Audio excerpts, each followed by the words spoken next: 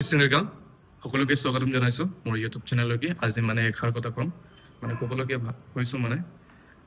মানে যিমানে আমাৰ অসমৰ পৰা মানুহ বাহিৰত আহে এটো আপোনালোকে ভাবক এনেকে এসআই কাৰ্ড এটা বনাবলৈ আগতে এসআই কাৰ্ড যেটো নেকি আপোনালোকে এনেকে এসআই কাৰ্ড এইটো থাকে নিজৰ ইয়াতে আপোনালোকে দেখাই আছো এইটো দেখিছো এনেকা আপোনালোকে হাতে বনাই লবি যেতিয়ালৈকে আপুনি কোম্পানীত কাম কৰে কোম্পানীত কাম কৰাৰ পিছত মানে বহুত ইম্পৰ্টেন্ট হয় এসআই কাৰ্ডটো যেতিয়া কোম্পানী পিএফ এসআই কাটে পিএফটো তো বাদ ওলাব পাৰে এসআই টো এনে লছ হৈ যায় ন এইটোৰ কাৰণে আপোনালোকে এসআই মন্থলি এসআই টো কাটে 150 টকা মান কাটে ঠিক আছে 150 টকা মান কাটে এসআই ত 150 টকা 200 টকা এনেকা কাটে এসআই ত মন্থলি এইটো আপোনালোকে চিন্তা কৰ এই এসআই কাটাৰ পৰা তই ট্ৰিটমেন্ট কৰিব পাৰে চৰকাৰী হস্পিটেলত মানে সেন্ট্ৰেল গভৰ্ণমেন্ট হস্পিটেল এইটো এই ফটোটো আপোনালোকে চাই লওক কি বেংগলোৰত আছে বেংগলোৰ আইকিনি মানে ইয়াৰ এসআই কাৰ্ডটো নাই মানে লাইফ ইন্সুৰেন্স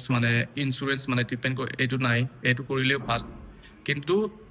এইটোতো সবকে আসানটো এইটো এসআই কাৰ্ড যদি আপোনালোকে সবে মানে বুজি পাব লাগে যে বাহিৰত আইকিনি মানে এসআই কাৰ্ডটো বহুত ইম্পৰ্টেন্ট হয় আপোনালোকে এনে মানে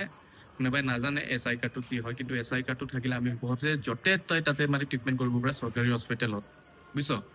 এইটো কাৰণে আপোনালোকে চিন্তা কৰ বাহিৰত থাকে ইন্সুৰেন্স নবনালে এইটো এসআই কাৰ্ড কন্ট্ৰাক্টৰত কাম কৰিলে কোনোবাই কোম্পানীত কাম কৰিলে এনেকা এসআই কাৰ্ডটো তই মতে খুজিবি আমাক এসআই কাৰ্ড লাগে এসআই কাৰ্ডটো থাকিলে তোৰ পৰা এনে পইচা কাটে এইটো চৰকাৰৰ হাতত যায় ঠিক আছে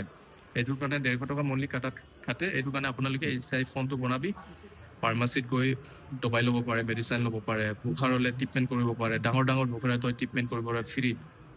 অফ কোৰ্স ফ্ৰী কৰিব পাৰে এইটো কাৰণে আপোনালোকে most important এইটো বনাব লাগে এসআই কাৰ্ড এনে মানে অসমৰ পৰা বাহিৰত থাকি কেনে ইমান বেমাৰ হৈছে কোনোবা এনেকে হস্পিটেলাইজ হৈ আছে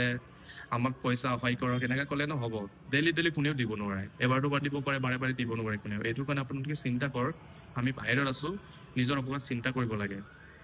চিন্তা আমি এসআই কাৰ্ডটো বনালে আমি ক্ৰিয়েট বনাম মই যেনেকা মোৰ এই হাতটো কাটি গৈছিলে আঙুলি কাটিছিলে তেতিয়া মই ইয়াৰ পৰা মই ট্ৰিটমেন্ট কৰিছিলো মই ফ্ৰী অফ কোৰ্স মই কৰিছো আৰু তাৰ পিছত মই 1 মাহ 1.5 মাহ মান বেড ৰেষ্ট আছিল তাৰ পিছত মই 20000 টকাও পাইছে ট্ৰিটমেন্ট কৰা এটো মানে পেনশন বুলি কয় এটো মই পাইছো ঠিক আছে এটো কাৰণে আপোনালোকে বাহিৰত আহি কিনি এনে বেলেগ কৰাতকৈ মানে এসআই কাৰ্ডটো আপোনালোকে খুজিবি কন্ট্ৰাক্টৰ কিবা কৰিলে এসআই ঠিক আছে এটো খুজাৰ পিছত তই ফ্ৰী অফ কোৰ্স ট্ৰিটমেন্ট কৰিব পাৰে আৰু এই মানুহটো সব কি মানে বাহিৰত ইয়াৰ এসআই কাৰ্ডো নাই ইন্সুৰেন্স বাৰু প্ৰায়ভাগ মানুহ নকৰে হলে এসআই কাৰ্ডটো কৰিব লাগে এসআই কাৰ্ডটো থাকিলে মানে বহুত ভাল ন এটো কাৰণে আপোনালোকে ভাবিব লাগে কৰিব লাগে বাহিৰত আহি কিনি এনেকা থাকিলে নহব এই মানুহটো হয় লাঞ্চ প্ৰবলেম মানে উখানিকা ল'ব নোৱাৰে বেড ৰেষ্ট হৈ আছে তাতে অক্সিজেন মাস্ক পিন্ধি কিনে অক্সিজেন লৈ আছে এইটো কাৰণে বেড ৰেষ্ট এইটো কাৰণে ভাবিব লাগে সবৰ হাতত যে এসআই কাৰ্ড হ'ব লাগে এইটো কাৰণে মই ভাবো এসআই কাৰ্ডটো বনোৱাটো most important আপোনালোকে বাহিৰত যোনে কোন মানুহ থাকে আপোনালোকে এসআই কাৰ্ডটো বনাওক এইটো মই ভাবো আৰু সবৰ কাৰণে এইটো ভাল হয় তাত ট্ৰিটমেন্ট কৰিব পাৰে মেডিচিন ল'ব পাৰে এইটো মনত ৰাখিব এসআই কাৰ্ডটো আপোনালোকে বনাওক